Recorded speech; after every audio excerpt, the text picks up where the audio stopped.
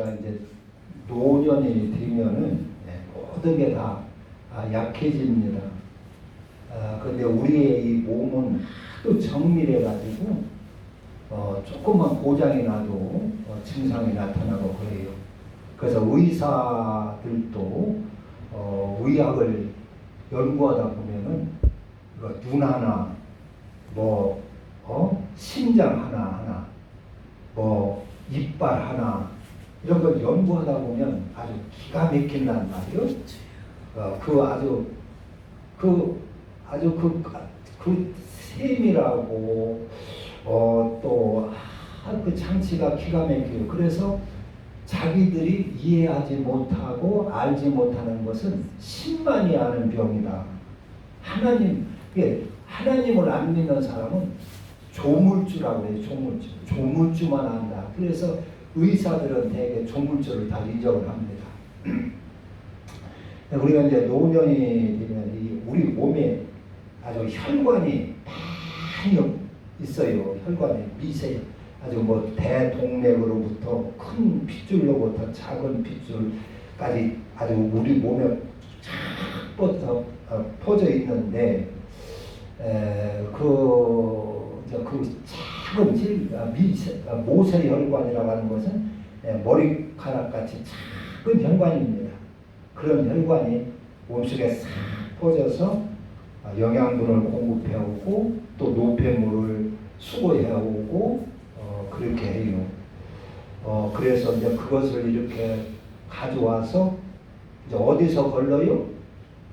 콩팥에서 그 힘을, 그 노폐물을 걸러냅니다. 콩팥에서. 그래서 콩팥이 이제 그 미세혈관 같이 이제 고장이 나고 문제가 생기고 하면 그런 걸 잘 걸러내지 못하면 이제 몸이 붓고 이제 이런다는 말이요. 그래서 요즘은 인공으로다가 이것을 투석을 하지요. 인공으로 투석을 하는데 인공으로 투석을 해도 아마 지대로 투석이 잘 안 되지요. 그래서 이제 노폐물 같은 게 이제 쌓이게 되고 그러면은 몸이 붓기도 하고 이렇습니다. 특별히 우리가 노년에 이제 갑자기 닥치는 그 병이 있어요. 그게 말하자면 뇌졸중이라 하는 겁니다. 뇌졸중은 우리의 커다란 피가 머리 뇌로다가 이제 그렇게 공급을 하는데, 피를 공급을 하는데 그 핏줄이 문제가 생겨서, 이상이 생겨서 그 혈관 이상이 생겨서 생기는 병이 뇌졸중입니다. 뇌졸중에는 이제 두 가지가 있지요. 두 가지. 그래서 뇌경색이라는 게 있고,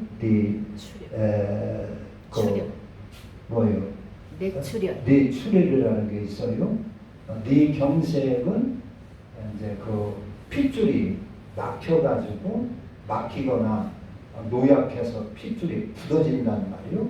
이제 딱딱하게 굳어져서 기능을 잘 못해서 뇌로다가 혈액이 공급이 안 돼가지고 생기는 그 병입니다. 뇌경색.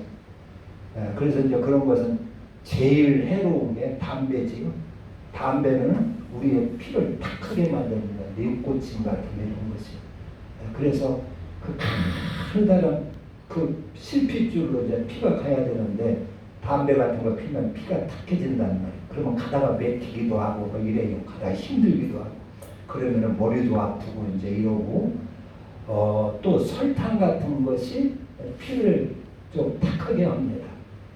혈전을 만들고 그래서 노년에는 뭐 젊은 사람들은 막 확확 하니까 막 나가지만은 노약한 사람들은 설탕 같은 걸 먹으면 그게 이제 핏줄이 약하기 때문에 그런 증상을 올 수가 있다는 말이에요. 머리도 아프고 그리고 이제 뇌출혈은 핏줄이 약해져 가지고 이렇게 피가 압력 때문에 터지는 그런 병을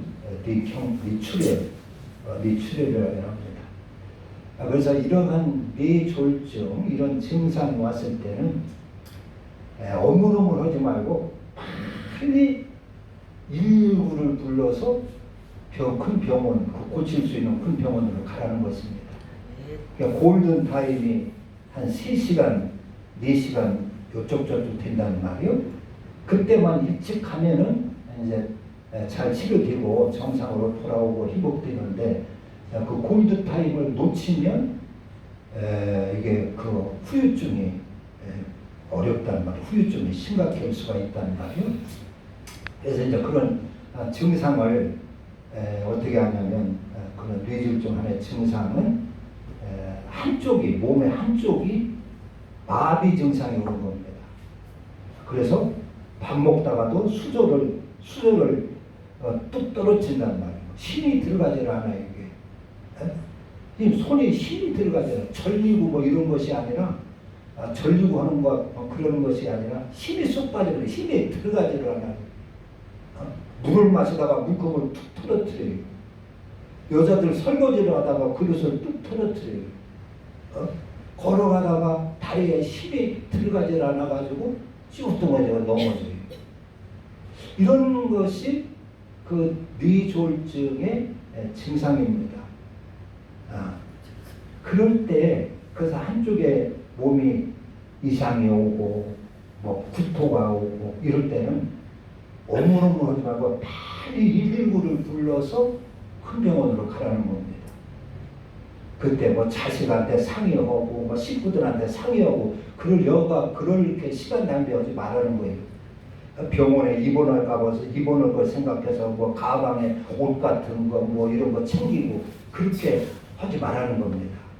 그런 뇌졸중의 증상이 없을 때는 얼른 119에 전화를 해서 큰 병원으로 이렇게 가서 골든타임 놓치지 않고 빨리만 가면 정상으로 회복이 잘 될 수 있으니까 그렇게 하라. 어물어물하다가 뭐 자식한테 알리고 뭐 짐 챙기고 뭐 다 청심환 하나 먹으면 낫겠지 해가지고 청심환이나 먹고 하룻밤 자면 또 낫겠지 해가지고 시간 허비하지 말고, 그런 것은 그런 뇌졸중에서는 빨리 가라는 겁니다. 신속하게 하는 것이 최수단이다, 최고의 상책이다 하는 것입니다. 그래서 이제 노년이 되면 자기가 자기 몸을 잘 관리하고, 그래서 그걸 방지하려면은 유산소 운동이 제일 좋다는 거예요.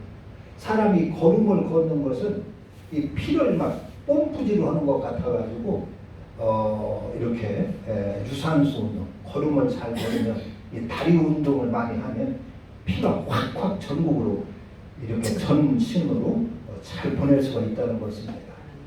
그래서 운동을 힘들어도 그런 걷는 것 같은 거, 이런 유산소 운동 이런 것을 좀 힘써 하시고, 그리고 먹는 거 이런 것, 담배, 우리는 뭐 예수민이니까 담배는 안 피겠지만은 먹는 것 이런 것 잘 관리하고, 육식보다는 주로 채식을 하고 이렇게 해서 노년에 건강 관리를 잘 하셔야 될 줄로 믿습니다.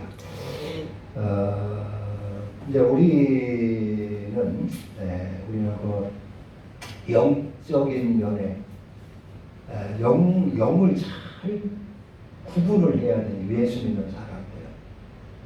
우리가 이제 꿈을 꾸고 또 환상을 보고 뭐 음성을 듣고 하는 수가 있어요.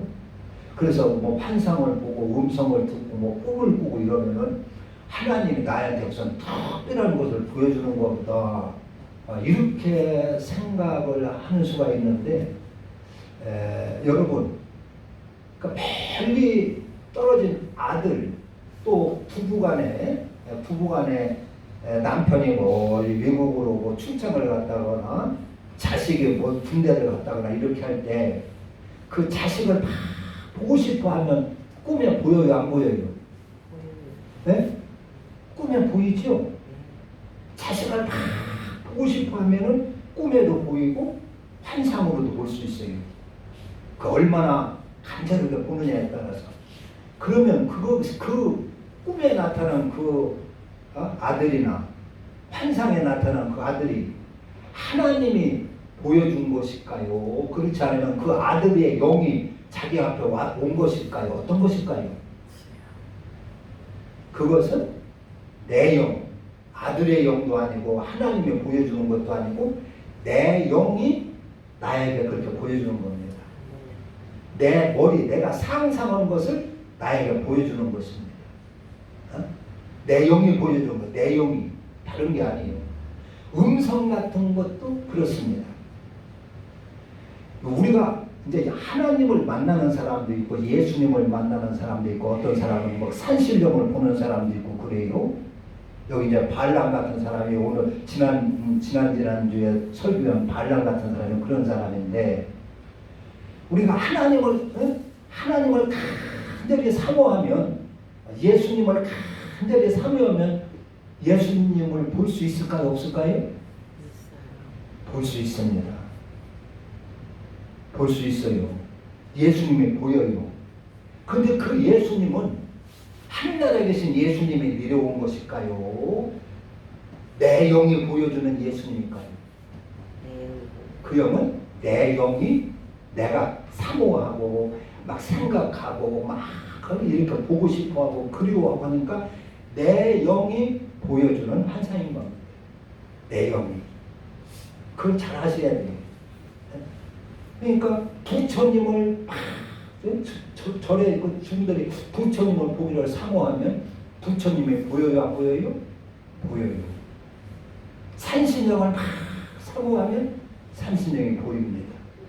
그러니까 예수님을 보는 것도 한국 사람이 본 예수님과 미국 사람이 본 예수님과 저 흑인들이 본 예수님이 달라요.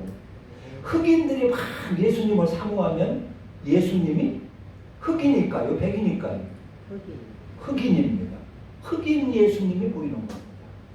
백인들이 막 예수님을 사모해서 백인들이 보는 예수님은 백인 예수님입니다.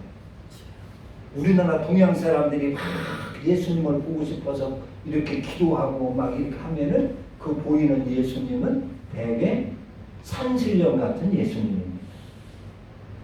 그러니까 그것은 내 영이 보여주는 겁니다. 내 영이 내가 막 사모하고 상상하고 하니까 보는 것입니다. 그리고 우리가 이제 예를 들어가지고 무슨 사업을 뭐 이사를 갈 때 하나님 내가 이사를 가는 것이 좋을까요? 안 가는 것이 좋을까요? 이사 가는 문제가 생겨가지고 막 고민하며 기도하면 거기에 응답이 와요. 이사를 이제 그 이사 갈 띠가 딱 나타나요. 인사를 가게 생기니까 그러면은 하나님 이사 가라는가 보다 하고 가는 수가 있고 그러거든요. 그런 것은 하나님이 내게 맡기는 겁니다. 네가 잘 생각해서 이사 가고 싶으면 가고 가기 싫으면 가지 말라는 겁니다. 근데 내가 가기를 사모하니까 가는 걸로 응답을 보이는 거예요. 응답이. 그래서 꿈 같은 거, 환상 같은 것이 그런 것입니다. 그런데 이제 성경에 꿈 이야기가 많이 나와요. 야곱도 베델에 이갓집으로 이렇게 가다가 베델에서 꿈을 꿨지요. 꿈에 꾸는데 하늘로부터 사다리가 쭉 내려와서 천사들이 오르락 내려라 하면서 하늘 응답을 보여요. 그 꿈은 하나님이 아브라함에게 약속을 한 꿈이에요. 내가 너와 네 후손들에게 이 가나안 땅을 주리라. 약속의 땅을 주리라. 한 그 하나님의 약속을 야곱이 모르니까 그러면서 외갓집에 가면서 밤에 두려워하고 겁먹고 그냥 근심이 되고 하니까 하나님께서 아브라함에게 한 약속을 꿈으로 보여주는 겁니다. 너 두려워하지 말라. 두려워하지 말라. 내가 너를 다시 돌아오게 해서 아브라함에게 약속한 이 가나안 땅을 내가 주리라. 그 약속을 하는 거예요. 또 신약에 오면 요셉과 마리아가 또 꿈을 꾸지요. 예수님 잉태할 때. 그것도 그런 꿈은 이제 하나님의 성경에 예언해 놓은 것입니다. 예언하는 거. 그래서 예수님이 태어날 때, 구세주가 태어날 때 예루살렘에서 큰 그 곡소리가 나타나리라. 어린 아이들이 죽고 막 이렇게 해서 곡소리가 나타나고 라헬이 이렇게 울부짖고 그렇게 하리라. 그리고 애굽으로 이렇게 피난 가리라. 그런 것은 하나님이 미리 예언해 놨어요. 구약에 예언해 놨어요. 그런데 요셉이 모르는 거예요, 이거를. 그런 일이 있으면은 애국을 피난도 가고 또 마리아가 동정녀 탄생해서 이제 데려와서 이거 출산을 하도록 이렇게 해야 되는데 그걸 요셉이 모르니까 가만히 마리아를 끊으려고 하는 거예요. 결혼을 파혼을 하려고 하는 거예요. 그러니까 하나님께서 나타나서 네 안에 데려오기를 두려워하지 말라. 저는 성령으로 잉태된 것이다. 그래서 하나님의 예언을 알려주는 겁니다. 모르니까 그것을 꿈으로 이렇게 알려줘요. 그래서 그 하나님의 말씀을 이루게 하고 요셉에게도 애굽으로 피신을 하라. 그것도 성경에 예언해 놓은 것인데 요셉이 그걸 모른다는 말이요. 멍청하게 모르고 앉아 있으니까 잘못하면은 헤로드한테 죽게 생긴 거예요. 그러니까 하나님께서 그 꿈으로다가 알려줘서 피신을 가게 하고 그러는 것입니다. 네, 그런 그 성경에 있는 꿈 이야기는 그런 것이고 오늘날 우리가 무슨 기도해서 목적을 놓고 기도해서 꿈으로 보이고 환상으로 보이고 하는 것은 그것은 내 영이 보여주는 것이 대다수다 하는 것을 아셔야 됩니다. 그래서 꿈으로 보고 응답 받으면 예를 들어 가지고 이제 부자 되기를 원해서 막 부자 되고 싶어서 부자 되게 해주세요. 예를 들어 가지고 기도를 했어요. 작정 기도도 하고 막 금식 기도도 하겠어요. 그러니까 꿈에 딱 예수님이 나타나서 내가 너를 부자 되게 해주마. 그런 응답을 받았어요. 그런 응답을 받았는데 그러면은 받았으니까 이제 나는 부자 됐다 하고 가만히 놀고 먹으면서 게으름 피고 일도 안 하면 부자 될까요? 안 될까요? 안 됩니다. 그건 왜 그래요? 내 영이 나에게 응답을 한 겁니다. 그래서 그런 꿈을 꿨더라도 내가 열심히 노력해서 힘쓰고 애쓰고 하지 않으면 이루어지지 않는 것입니다. 그건 내 영의 응답이기 때문에 그런 것이다 하는 것입니다. 이 발람이라는 사람이 발락이라는 모압 왕이 불러다가 이스라엘을 저주해달라 그랬어요. 이스라엘 저주해달라. 그런데 하나님의 강권적 역사로 저주가 나가는 것이 아니라 축복이 데리고 나가는 거예요. 그래서 뇌물은 많이 받았는데 복채는 많이 받았는데 이스라엘을 저주할 수가 없다는 말이요. 3번이나 7제단을 쌓고 이렇게 제사를 드리고 했는데 저주할 수가 없는 거예요. 하나님의 강권적 역사로. 그래서 나중에 이제 안 되겠다 해가지고 돌아올 때 그 발람한테 하나의 그 이스라엘이 망할 수 있는 그런 그 계책을 조언을 합니다. 그게 뭐냐면 이스라엘 백성을 미인계를 쓰라 그러는 거예요. 하나님은 음행 같은 것이 미워하고 또 우상 숭배를 하나님은 막 싫어하니까 저 이스라엘 사람들을 꼬셔가지고 음행을 하게 만들어라. 그리고 우상 숭배하게 만드시오. 그러면 반드시 저들은 하나님의 징벌을 받고 형벌을 받고 그럴 겁니다. 그래서 발람이 이제 뇌물은 복채는 많이 받았으니까 미안하니까 오면서 그냥 오지 않고 그런 것을 알려줬어요. 그래서 모압 사람들이 미인계를 써가지고 이스라엘 사람들을 유혹을 하기 시작한 겁니다. 그런 얘기가 1절입니다. 그래서 이스라엘이 시딤에 머물러 있더니 그 백성이 모압 여자들과 음행하기를 시작하니라. 사람이 음행에 빠지면은 영원히 살 수가 없지요. 그리고 하나님이 또 하나님을 가까이 할 수가 없고요. 그 음행하기를 시작하니라. 그리고 그 여자들이 자기 신들에게 제사할 때에 이스라엘 백성을 청함에 백성이 먹고 그들의 신들에게 절함으로 이스라엘이 바알불에게 가담한지라. 여호와께서 이스라엘에게 진노하시니라. 그리고 음행을 해가지고 그 영혼을 싹 사로잡아가지고 이제 우상 숭배를 하게 한 거예요. 자기들이 신들 바알 신에게 제사를 할 때 이스라엘의 그 지도자들, 주로 지도자들을 초청을 해가지고 제사를 같이 지나게 한 거예요.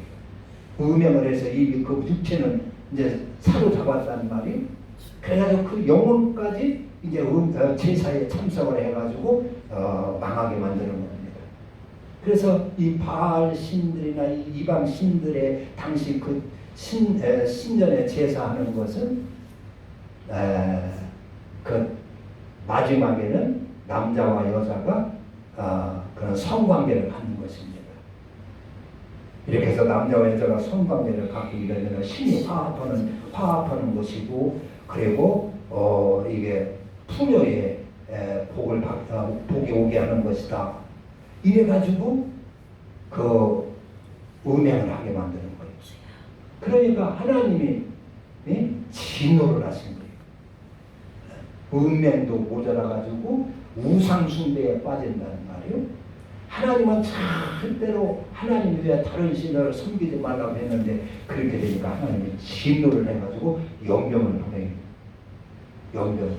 그래서 연병을 보내가지고 이스라엘 사람들이 막 죽어나가고 하나님은 모세를 통해서 그 지도자들, 바알불에게 가담한 그 지도자들, 우상숭배에 빠졌던 그 지도자를 잡아가지고 태양을 향하여 목을 매달아서 죽이라 그랬어요. 하나님 앞에 죽이라. 그러면 하나님의 진노가 풀어지리라. 아니 그래서 이제 사람들이 막 연병으로 막 죽어나가니까, 가족들이 죽어나가니까 온 나라가 초상집이라는 말이에요. 가정마다 초상집이라는 말이에요. 그래가지고 사람들이 온 백성이 울고 있는데 그 이스라엘의 한 수령이, 시므리라고 하는 수령이 그 모한 여인 하나를 데리고 오는 거예요.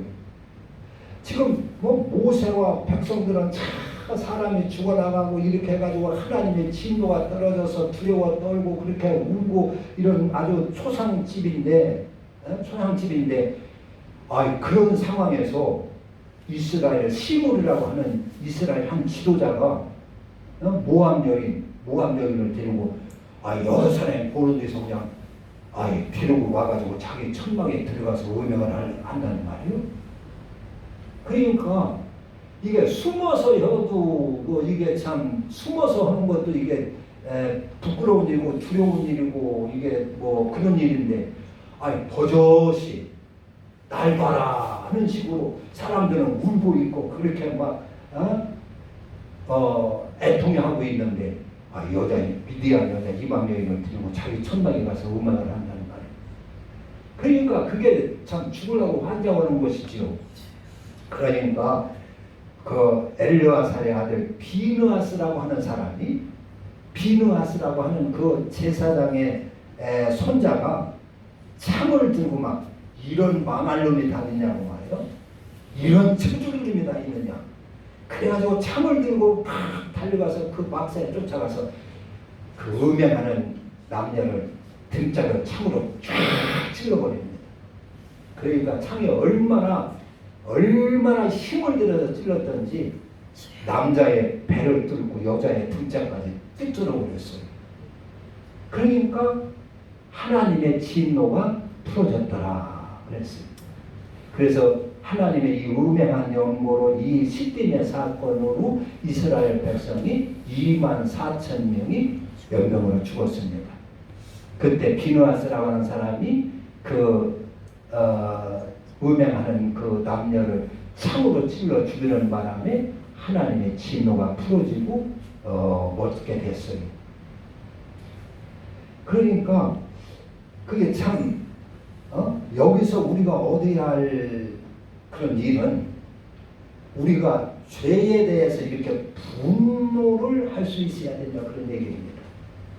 그러니까 하나님께서 진노가 풀어지고 그 비느하스에게 평화의 약속을 하는데 그와 그 자손을 영원히 제사장으로 세우리라 그랬어요. 이런 죄는 이렇게 아주 하나님은 사랑이 많으시지만은 죄는 봐주지 않는다는 것입니다.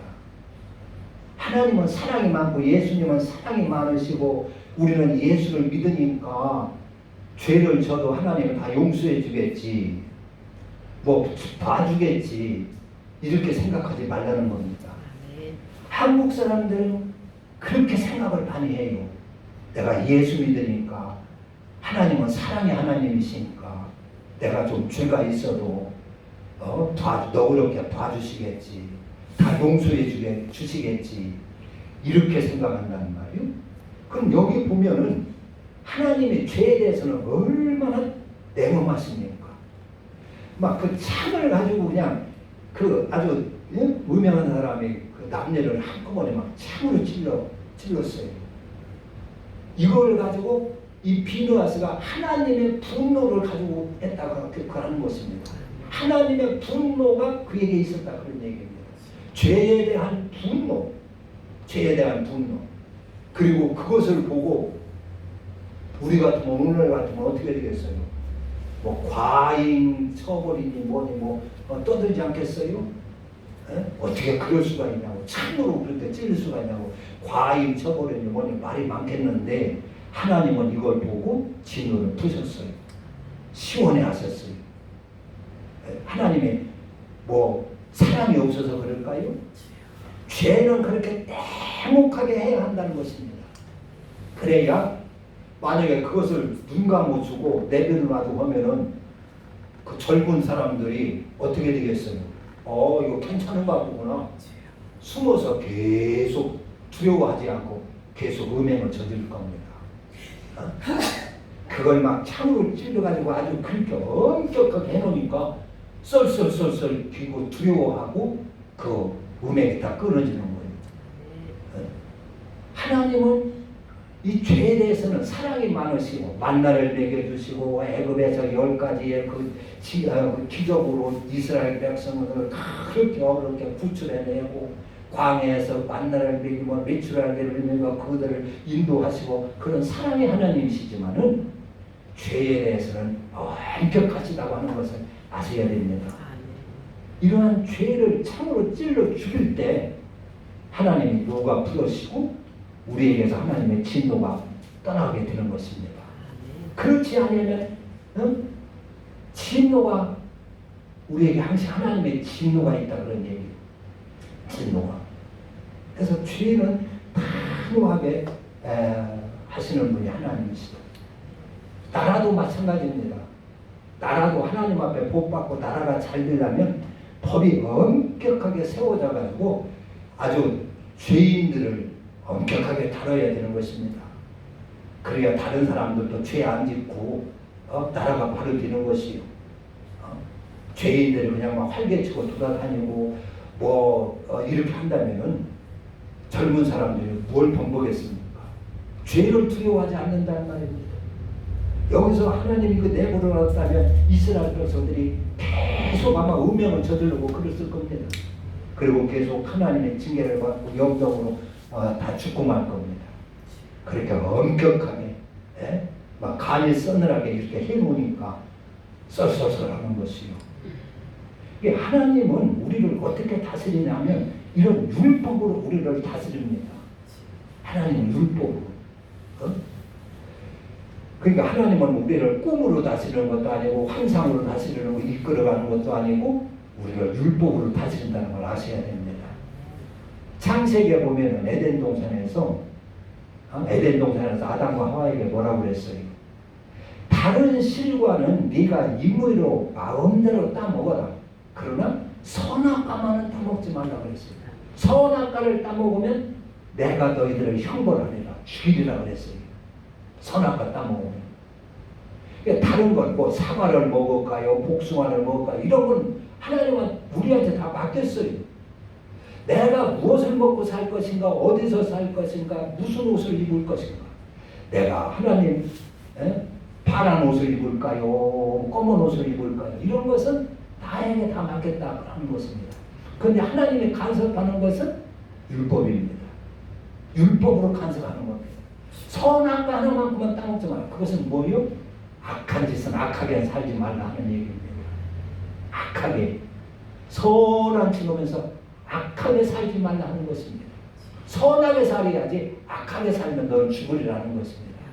그래서 아무리 목사라고 하고 집사라고 하고 장로가 할지라도 그리고 뭐 은사가 있고 뭐 능력이 있다 할지라도 율법으로 어기면 하나님이 형벌하는 거예요.